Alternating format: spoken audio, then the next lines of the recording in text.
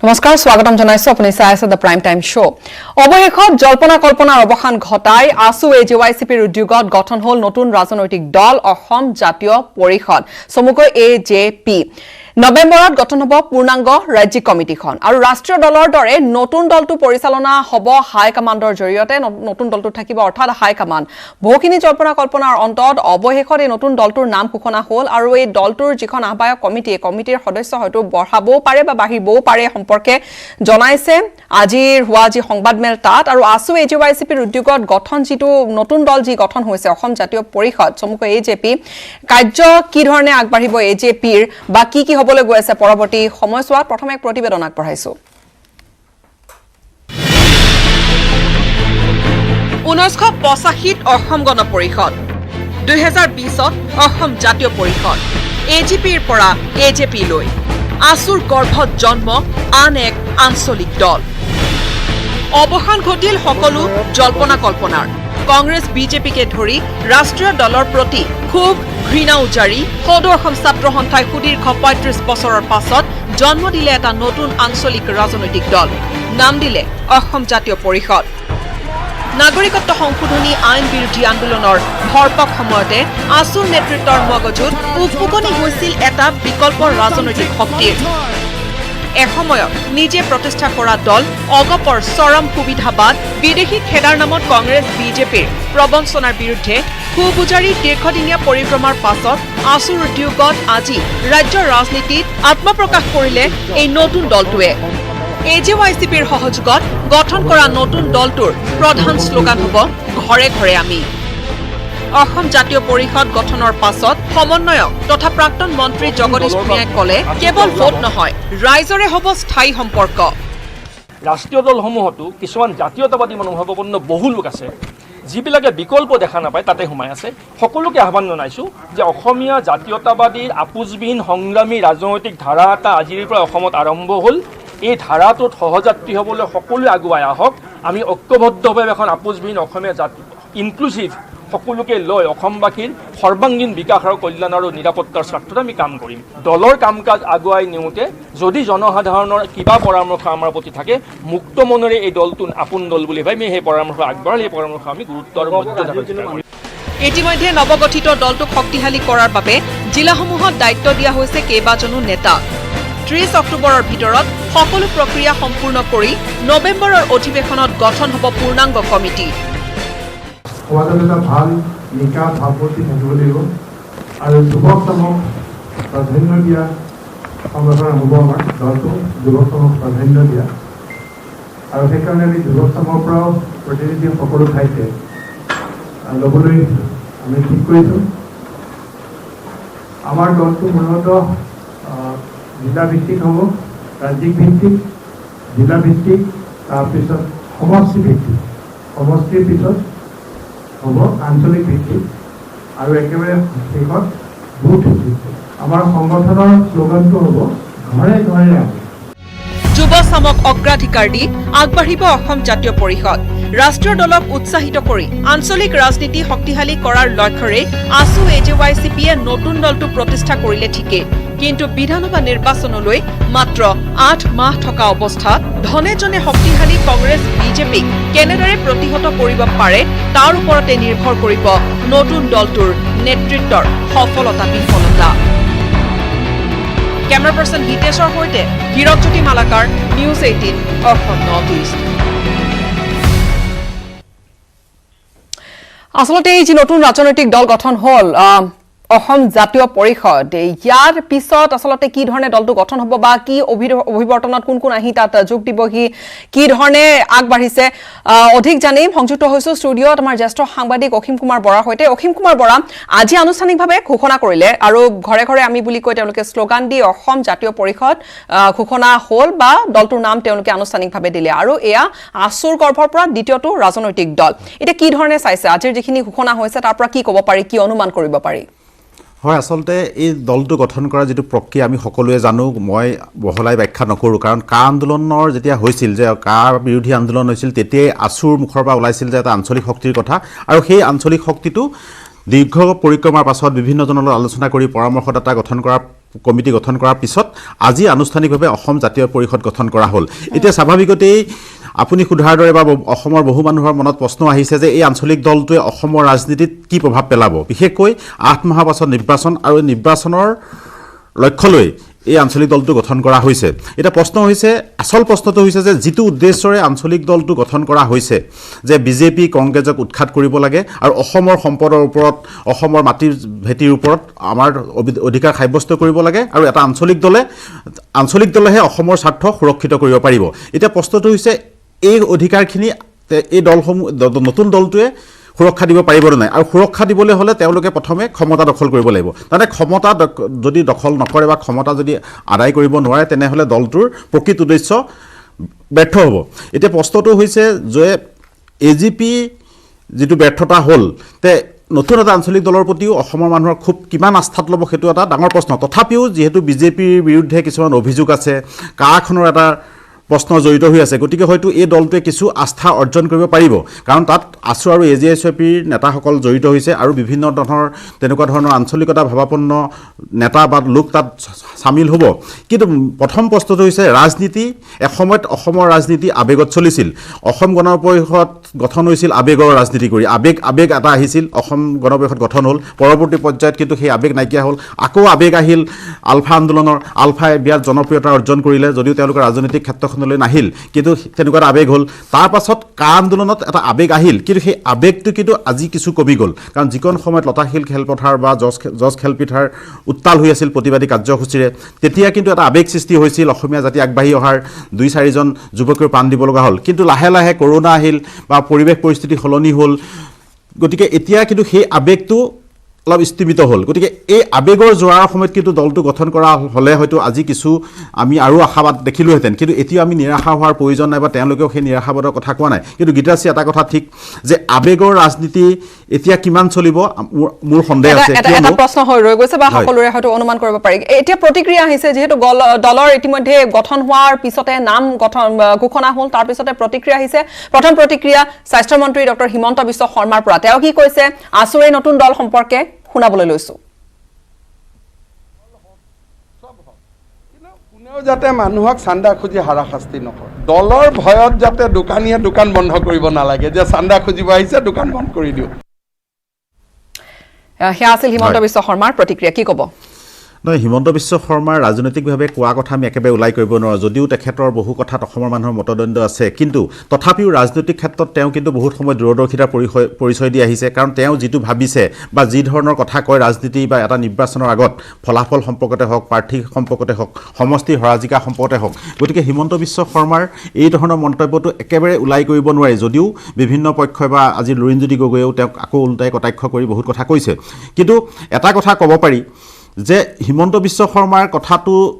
তেনেকুৱা ধৰণৰ ইমান হেৰিকেও আমি ল'ব নালাগে, যে একে সৰুকেও ল'ব নালাগে যে চান্দা খোলা দল এটা হ'ব, সেইটোও তেওঁ অতি বেছি কৈছে বা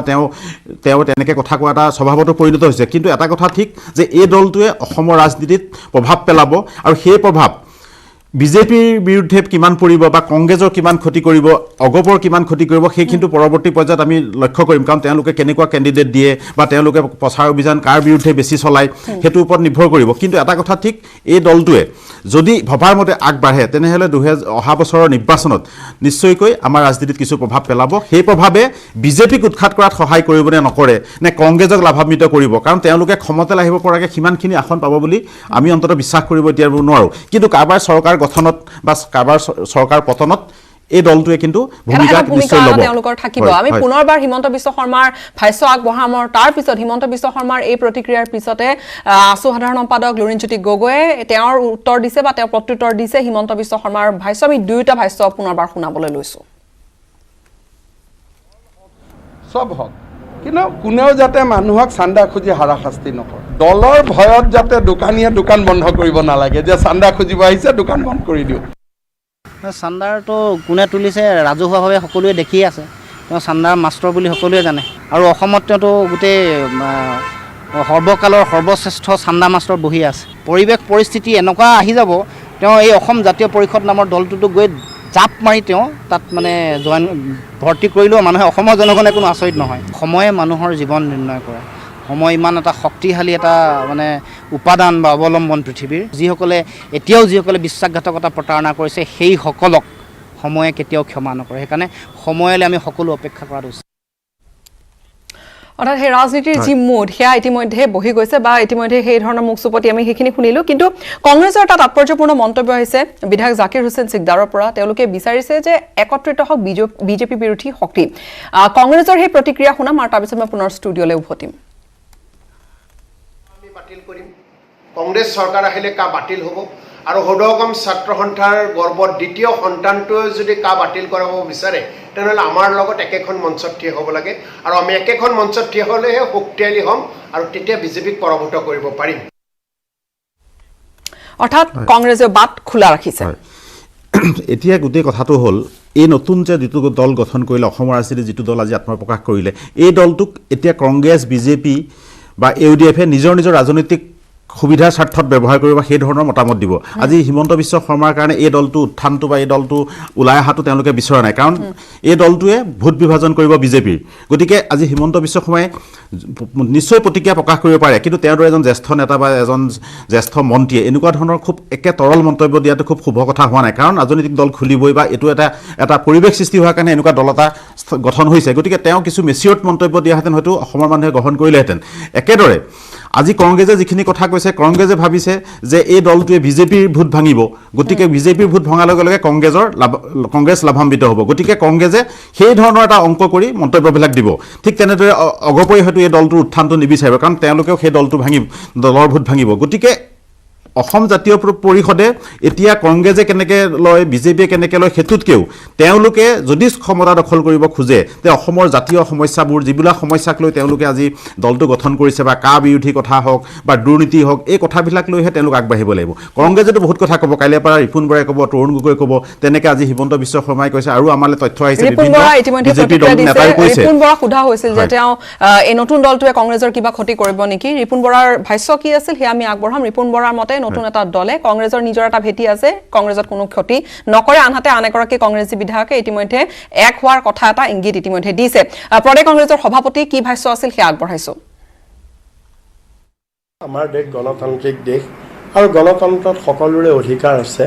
ৰাজনৈতিক দল খোলা গতিকে আছু বা যুৱ ছাত্ৰ পৰিষদ মিলি এটা ৰাজনৈতিক দল খুলিছে তাত আমি বেয়া পাবলগীয়া একো নাই বৰঞ্চ আমি শুভেচ্ছাহে জনাইছোঁ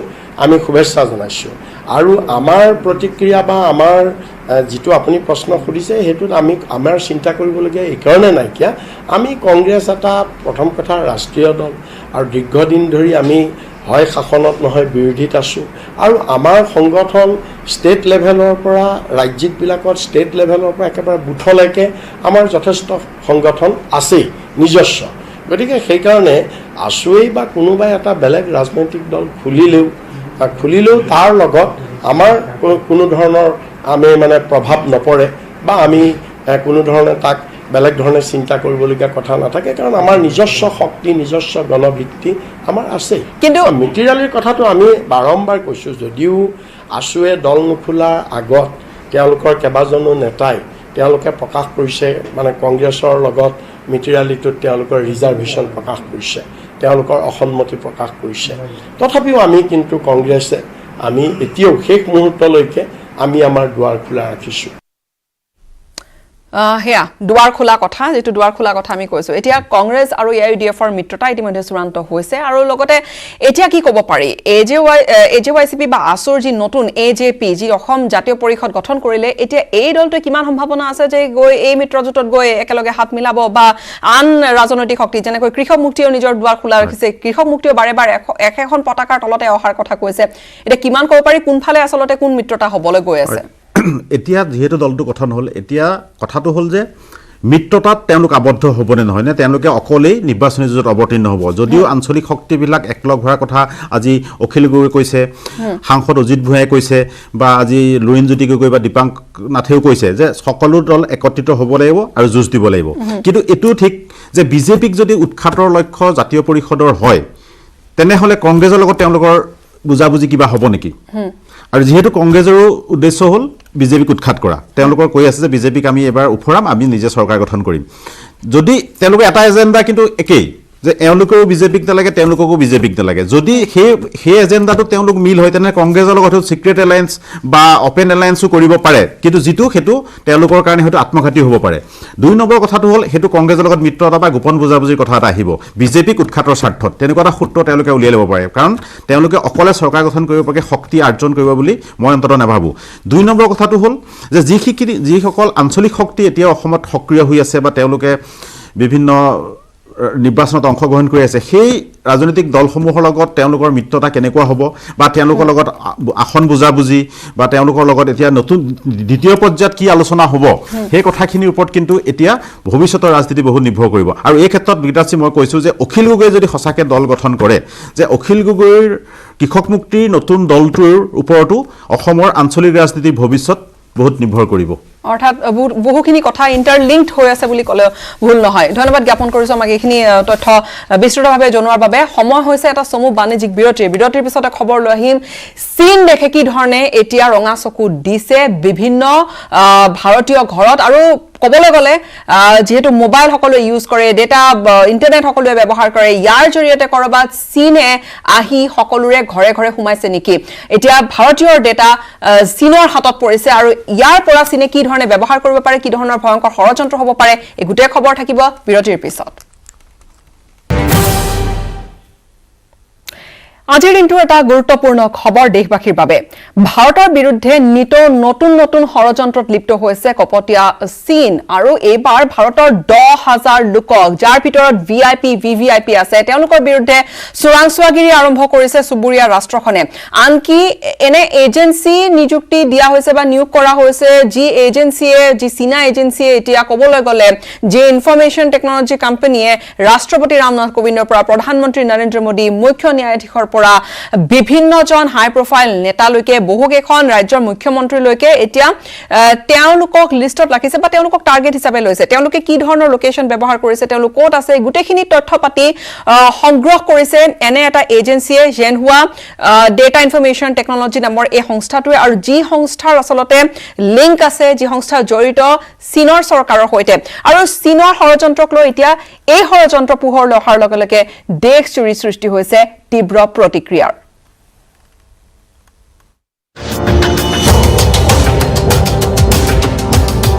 ভাৰতৰ ওপৰত ৰঙা চীনৰ ৰঙা চকু 10,000 বিশিষ্ট ভাৰতীয়ৰ বিৰুদ্ধে চোৰাংচোৱাগিৰি ৰাষ্ট্ৰপতি প্ৰধানমন্ত্ৰীৰ পিছতো লাগিছে চীনৰ গুপ্তচৰ তালিকাত আছে আৰু বহু কেন্দ্ৰীয় মন্ত্ৰী ভিভিআইপিৰ নাম ভাৰতৰ বিৰুদ্ধে ইটোৰ পিছত সিটো ষড়যন্ত্ৰ চীনৰ সীমান্তত উত্তেজনা অব্যাহত থকাৰ সময়তে পোহৰলৈ আহিছে ভয়ংকৰ তথ্য ভাৰতত বিভিন্ন এপৰ জৰিয়তে এনে বহু তথ্য সংগ্ৰহ কৰিছে চীনে এনে এক ভয়ংকৰ ষড়যন্ত্ৰৰ উমান পাই প্ৰায় 200 চীনা এপ ভাৰত চৰকাৰে নিষিদ্ধ কৰিছিল যিসমূহ এপে গোপনে সংগ্ৰহ কৰিছিল ইউজাৰ ডেটা এই ডেটা সংগ্ৰহ কৰি 10,000 ভাৰতীয়ৰ পিছত লাগিছে চুবুৰীয়া ৰাষ্ট্ৰখন ভাৰতৰ ভিভিআইপিৰ বিৰুদ্ধে চীনৰ কিয় এই চক্ৰান্ত চীনৰ টাৰ্গেট কোন এইসকল ভাৰতীয় এখন ৰাষ্ট্ৰীয় বাতৰি কাকতৰ অনুসন্ধানত পোহৰলৈ অহা তথ্য মতে এই তালিকাত নাম আছে স্বয়ং ৰাষ্ট্ৰপতি ৰামনাথ কোবিন্দ প্ৰধানমন্ত্ৰী নৰেন্দ্ৰ মোদী কংগ্ৰেছ সভানেত্ৰী সোনিয়া গান্ধী ৰাজনাথ সিং নিৰ্মলা সীতাৰামনৰ পৰা chief of defence staff Bipin Rawat মুখ্য ন্যায়াধীশ শাৰদে ববডে আৰু বহুতো হাই প্ৰফাইল ব্যক্তিৰ জেনহুৱা ডেটা ইনফৰমেশ্যন টেকনলজি এটা ব্যক্তিগত চীনা কোম্পানী যাৰ চীন চৰকাৰৰ সৈতে আছে পূৰ্ণ সম্পৰ্ক এই কোম্পানীটোৱে ভাৰতৰ প্ৰভাৱশালী ব্যক্তিসকলৰ তথ্য সংগ্ৰহ কৰি তৈয়াৰ কৰিছে এক বৃহৎ ডেটাবেছ এই তথ্য ব্যৱহাৰ কৰি চীনে ৰচিব পাৰে ভয়ংকৰ চক্ৰান্ত প্ৰায় 1350 গৰাকী ৰাজনৈতিক আৰু আইনী ক্ষেত্ৰখনত জড়িত প্ৰভাৱশালী লোকৰ তথ্য গোটাইছে জেনহুৱা ডেটা ইনফৰমেশ্যন টেকনলজি কোম্পানীয়ে ইয়াৰ জৰিয়তে পোনপটীয়াকৈ ট্ৰেক কৰিছে 700ৰো অধিক ৰাজনৈতিক নেতা আৰু 400ৰো অধিক তেওঁলোকৰ সৈতে জড়িত ব্যক্তিক এতিয়া প্ৰশ্ন হৈছে চীনৰ এই ভয়ংকৰ ষড়যন্ত্ৰৰ বিৰুদ্ধে কি কৌশল অৱলম্বন কৰিব ভাৰতে শত্ৰু ৰাষ্ট্ৰখনৰ এই চক্ৰান্ত উফৰাবলৈ সক্ষম হ'বনে নতুন দিল্লী? ইতিমধ্যে সমগ্ৰ বিষয়টো গুৰুত্ব সহকাৰে লৈ ৰণকৌশল যুগুত কৰিছে গৃহ আৰু প্ৰতিৰক্ষা বিভাগে। Bureau' report, news 18 Assam north east. ইতিমধ্যে আমি জানো যে ভাৰত চৰকাৰে প্ৰায় 200ৰো তেনে এপ চীনৰ সৈতে জড়িত হৈ থকা বা চীন দেশৰ এপ তেনেকৈ বেন কৰিছে, নিষিদ্ধ কৰিছে। আৰু এই এপবোৰৰ পৰা কৰবাত আমি এই এপ ব্যৱহাৰ কৰাৰ লগে লগে আমাৰ কিছু তথ্য পাতি আন সীমাৰ সিপাৰে বহি থকা ৰাষ্ট্ৰখনে কৰবাত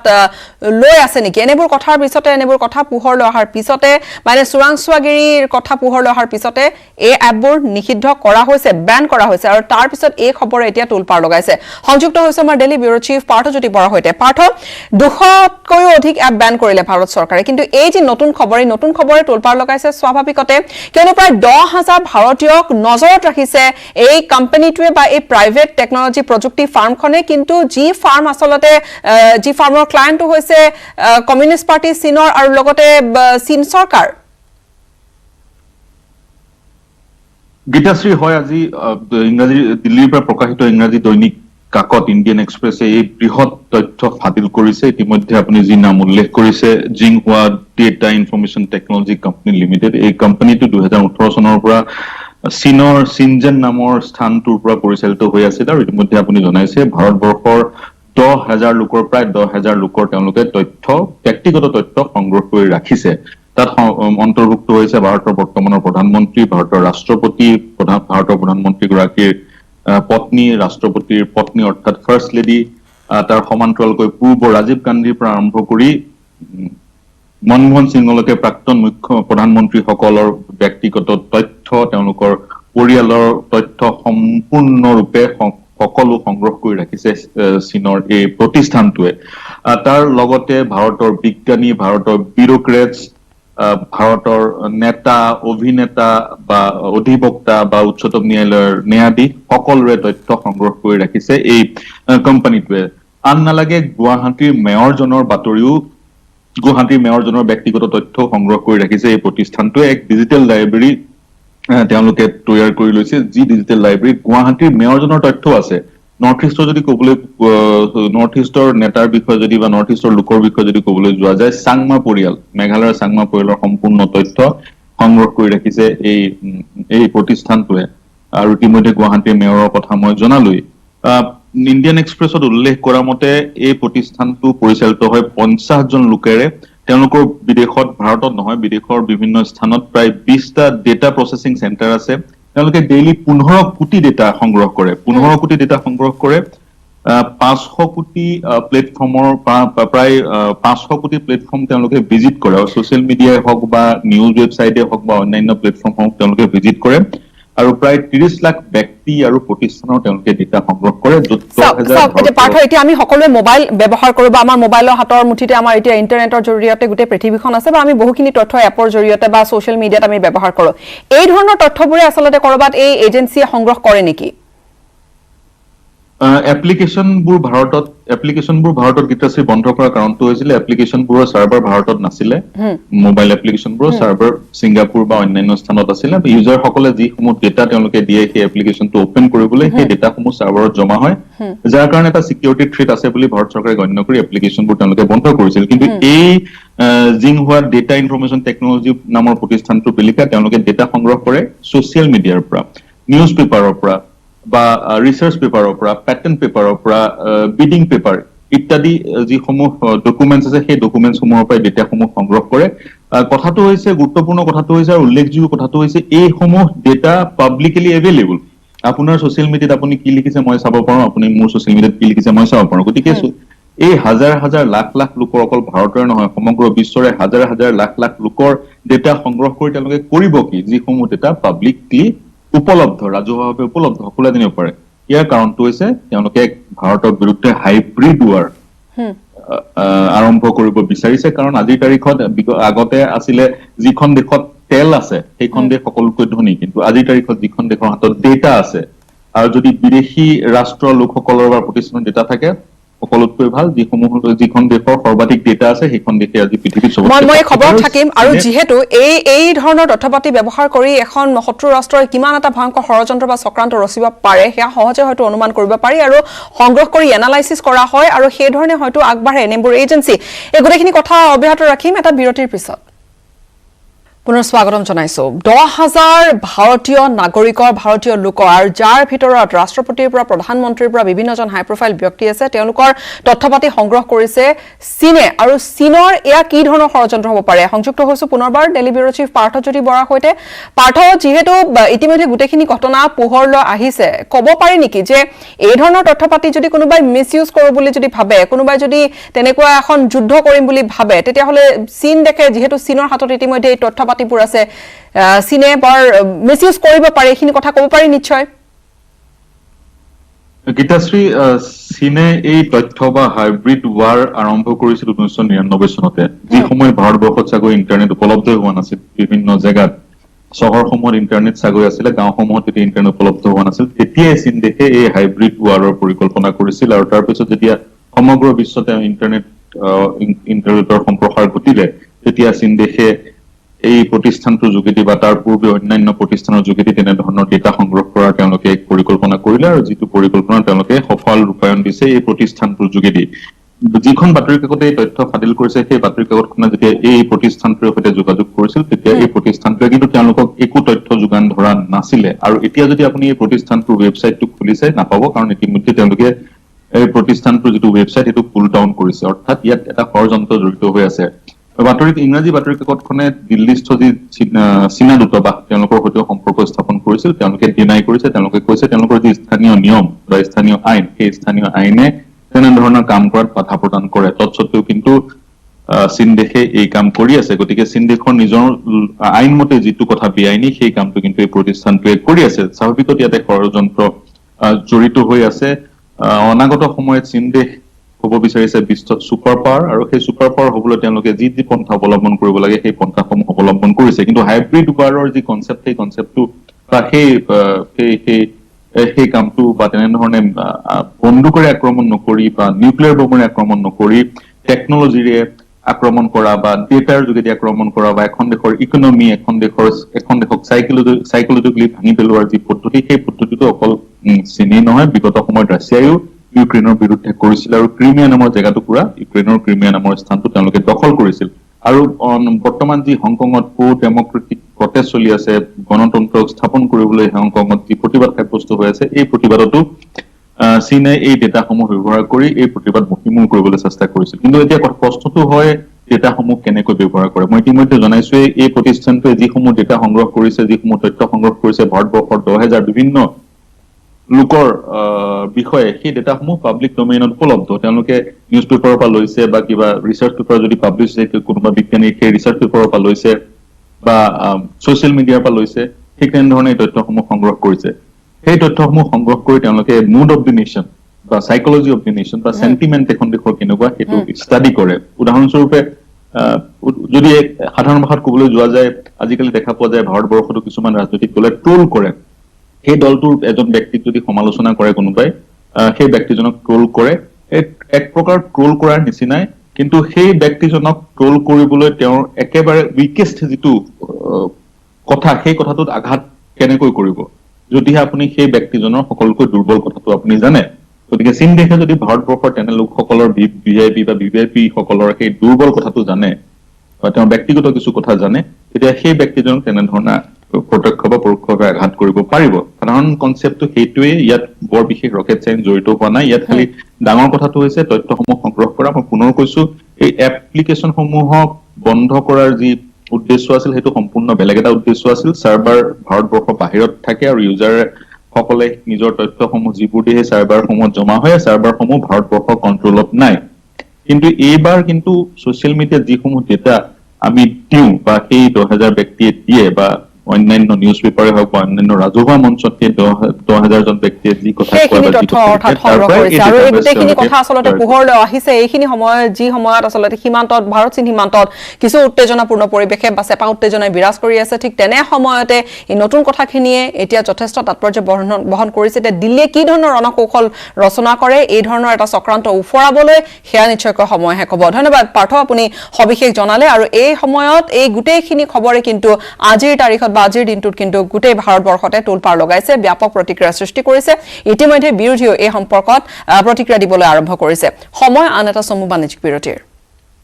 সাইবাৰ অপৰাধীৰ কবলত পৰি সৰ্বশান্ত হোৱা মাতৃকন্যা বিগত এমাহ ধৰি তেওঁলোকে পোৱা নাই ন্যায় সাইবাৰ অপৰাধীয়ে নিৰুপমা ৰাভা নামৰ মহিলাগৰাকীৰ বেংক একাউণ্টৰ পৰা হৰলুকি কৰিছিল প্ৰায় 4 লাখ টকা কিন্তু বেংক কৰ্তৃপক্ষ আৰু আৰক্ষীয়ে কোনো গুৰুত্ব নিদিয়াৰ অভিযোগ কৰিছে দুৰ্ভগীয়া মাতৃকন্যাই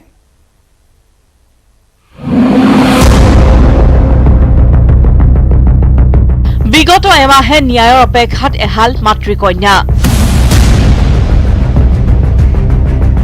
সাইবাৰ অপৰাধীৰ কবলত মাতৃকন্যা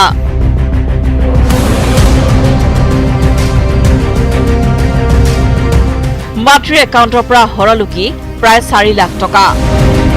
সহায় বিচাৰিও বিমুখ মাতৃকন্যা পূৰ্বৰ প্ৰতিবেদনত আমি সবিস্তৰে প্ৰকাশ কৰিছিলো কেনেদৰে সাইবাৰ অপৰাধীয়ে নিৰুপমা ৰাভা নামৰ মহিলাগৰাকীৰ একাউণ্টৰ পৰা হৰলুকি কৰিছিল প্ৰায় 4 লাখ টকা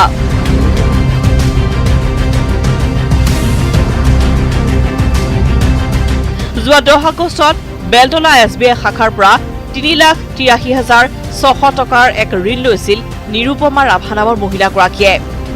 বিয়লি 5 বজাত মহিলাগৰাকীৰ একাউণ্টত ধনৰাশি সোমাই যদিও 2 ঘণ্টাৰ ভিতৰতে আন এটা একাউণ্টলৈ ধনখিনি গুচি যোৱাৰ এটা মেছেজ আহে মহিলাগৰাকীৰ মোবাইলত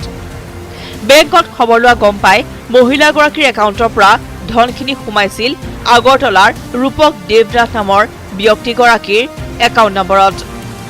কিন্তু দুৰ্ভাগ্যৰ বিষয় মহিলাগৰাকীৰ সহায়ৰ পৰিৱৰ্তে গা এৰা মন্তব্য কৰাৰহে অভিযোগ তুলিছে মহিলাগৰাকীৰ জীয়ৰীয়ে বিগত এটা মাহে মাতৃ আৰু কন্যা বেংকলৈ গৈ বিমুখ হৈ ঘূৰিবলগীয়া হৈছে বেংকে ডিটেইলছখিনি গোটেই ওলাই দিছে সিহঁতে কম্পিউটাৰত তাৰপিছত এতিয়ালৈ আমি একো সূত্ৰ একো পোৱা নাই এতিয়া আৰু এমাহ হৈ গ'ল পইচা সোমোৱাৰ আধা ঘণ্টাৰ পিছতে যিহেতু সেই একাউণ্টটো ট্ৰেন্সফাৰ হৈছে তেনেহ'লে আমি ক'ৰ পৰা পইচাখিনি পাম উপায়হীন মাতৃ আৰু কন্যাই সমগ্ৰ ঘটনাৰ সন্দৰ্ভত বৈশিষ্ট্য থানাত এজাহাৰ দাখিল কৰিছিল যদিও আৰক্ষীৰ ফালৰ পৰাও বিগত এমাহে বিশেষ সঁহাৰি নোপোৱাৰ অভিযোগ তুলিছে মাতৃকন্যাই মাৰ একাউণ্টত যিটো মানে আহিছে মানুহজনৰ ডিটেইলছ আহিলে সেই ডিটেইলছখিনি আমি গোটেইটো পুলিচক দিয়াই গৈছে পুলিচক দিয়াৰ পিছতো সিহঁতে কৈছে যে আমি আমাৰ ফালৰ পৰা যিখিনি কৰিব লাগে কৰি আছোঁ কিন্তু আজি এমাহ হ'ল এতিয়ালৈ একো মানে সিহঁতৰ ফালৰ পৰা একো খবৰো নাই আৰু একো সুবিধা মানে পাম বুলি আশাও মানে এতিয়ালৈ দিয়া নাই ইফালে ঋণৰ ধনৰাশি পোৱাটো দূৰৰে কথা ওলোটাই প্ৰথম কিস্তি দিবলৈ হোৱাত এতিয়া বিপাঙত পৰিছে মাতৃকন্যা বেংকৰ পৰাও কোনো ধৰণৰ সঁহাৰি নোপোৱাত এতিয়া অসহায় হৈ পৰিছে মাতৃ আৰু কন্যা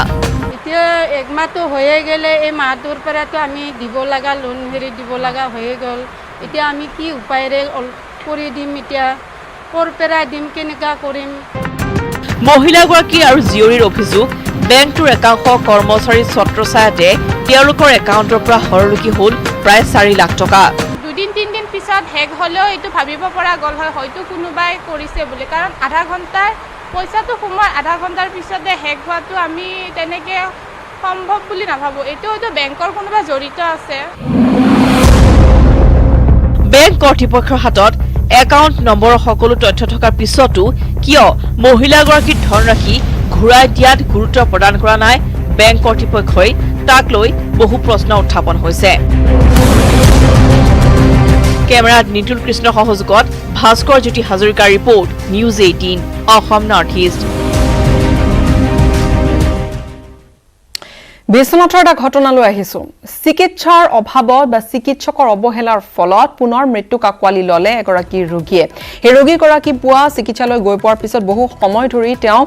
তাত ৰৈ থাকিবলগীয়া হৈছিল আৰু অভিযোগ অনুসৰি কোনো চিকিৎসক তেওঁৰ ওচৰলৈ অহা নাছিল এয়া বিশ্বনাথ চাৰিআলিৰ দৃশ্য বিশ্বনাথ চাৰিআলি অসামৰিক চিকিৎসালয়ত 3 ঘণ্টা ধৰি চিকিৎসা নোপোৱাত মজিয়াত পৰি অৱশেষত ঢলি পৰি মৃত্যু খাবতিলে এগৰাকী ব্যক্তিয়ে আৰু মৃত্যুৰ পিছত অহা পৰীক্ষাত লোকজনৰ কোভিড-19 পজিটিভ আহিছিল আৰু তাৰ পিছত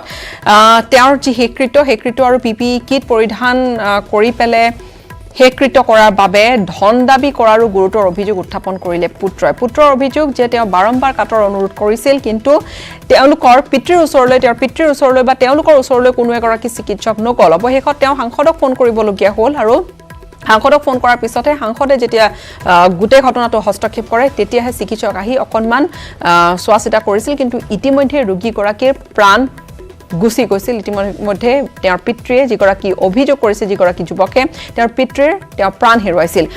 আৰু বিশ্বনাথ চাৰিআলি অসামৰিক চিকিৎসালয়ৰ এনে এটা ঘটনাই কিন্তু সঁচাকৈ বিভিন্নজনক ভাবিবলৈ বাধ্য কৰিছে যে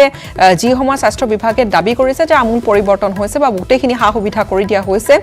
চৰকাৰী চিকিৎসালয়বোৰত কিন্তু তাৰ মাজতে আচলতে এনেবোৰ অভিযোগ বা এনেবোৰ ঘটনাই কি হুচাইছে কৰবাত এফালে স্বাস্থ্য বিভাগৰ দাবী আৰু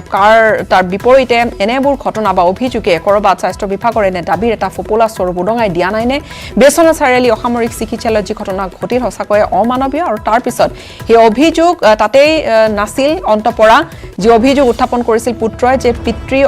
চৰকাৰী চিকিৎসালয়ত অৱহেলাৰ ফলতে মৃত্যু কাকৱালি ল'বলগীয়া হ'ল কিন্তু তাৰ পিছতো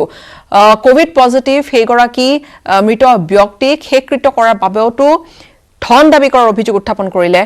পুত্ৰ আৰু এই অভিযোগৰ পিছত এটা গোটেই বিষয়টো কি ধৰণে লয় স্বাস্থ্য বিভাগে সেয়া লক্ষণীয় হ'ব সময় হৈছে বিদায় লোৱাৰ নমস্কাৰ